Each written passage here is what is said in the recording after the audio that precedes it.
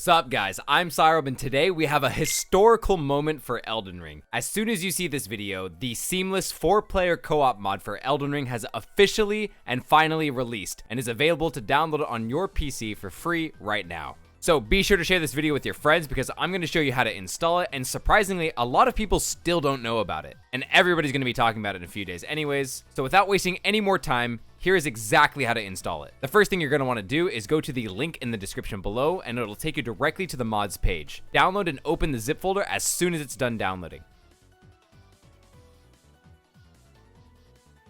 Next, you gotta go to your Steam and right-click on your Elden Ring game and click on Browse Local Files, and then go into your Games folder. Now that you're in your Games folder and your Elden Ring files, all you have to do is open back up where you installed all the contents of that zip folder and drag all of those contents into your Elden Ring game files. That's all you have to do, but there is one more step to make the cooperation work and actually connect to your friends. So because this doesn't use actual online servers, what it does is you'll have to set a manual password by opening Seamless Co-op folder, and inside the folder there'll be a file called Co-op Password. This basically is a file where you set your password to connect to your friends, but anyone with this password will be able to connect to you even if you don't know them. So don't make it too simple, because then other people will connect to you. And then make sure only your friends that you're playing with are using the exact same password. They all have to put the same password here. After you're done with that, make sure you save it and then close it. You'll have to also go back to your game folder, and in it will be a custom launcher with Melina as its thumbnail icon, and you'll need to use this launcher in order for it to work.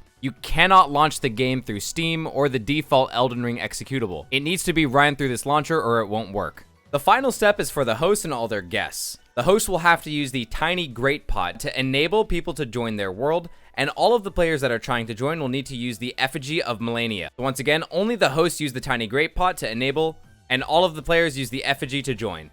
That is all you have to do to set up the mod and enjoy your seamless cooperation experience. I wanted to get that out of the way first for the people who have been waiting for this mod like me or watched my previous video about this mod. But if you want to know exactly what this mod adds, I've compiled a list of all the things it will attempt to add directly sourced by its developer. Keep in mind, this is technically a beta access mod, so there will be bugs and probably a lot, but it's a small price to pay for unlimited co-op. The base premise of this mod enables playing with 4 total people in a single world, starting as early as the tutorial to the very end of the game, with synchronized progress and no interruptions or resummoning required. The mod cannot get you banned as it doesn't connect to the matchmaking servers and does not use From Software's online services. It also has no anti-cheat enabled, which should be fine since you won't be playing online anyways, and it disables invasions altogether. Currently, the max player count is 4 players, which means 1 host and up to 3 additional friends. Players that join your world are not treated as summons, which changes a lot. Starting off, you will all be able to stay in the same world, and this persists even after you all die, and even if you beat a boss. But if you do die, you will be unable to respawn and must enter a spectator mode until either the boss is dead or every other player dies, which still keeps you in the same world. And since you are not a summon,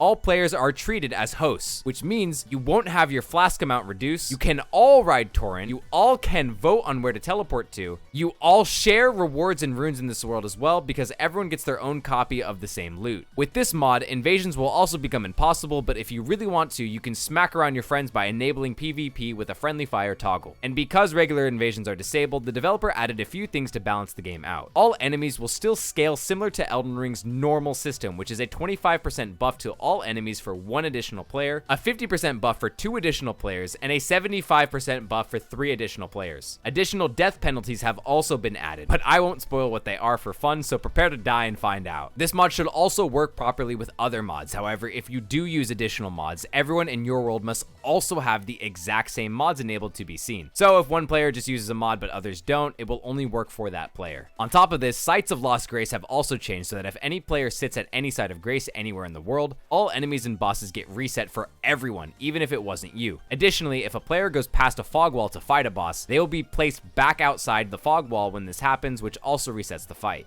Bosses and progress in general are also directly shared between players. However, it's only based off what you do while you're in a world and not what the host does. For example, if you started a new character to join your friend's world, but they already killed Margit or Godric before you joined, then it wouldn't count for your character. But then if you help them kill Renala, that would count for you. So if you start your own world after with that same character used in their world, Margit and Godric would still be alive for you, but Renala wouldn't. This covers up almost everything that this mod has to offer, and I will be making a challenge run with it soon. So be sure to drop a fat like and stay subscribed for that and more mod reviews. Also, full major credits to its creator, Luke, who is the developer of this mod. They've done some great stuff, so if you'd like to support them, I'll also include their direct donation link in the description below if you want to check that out. So peace out and have fun.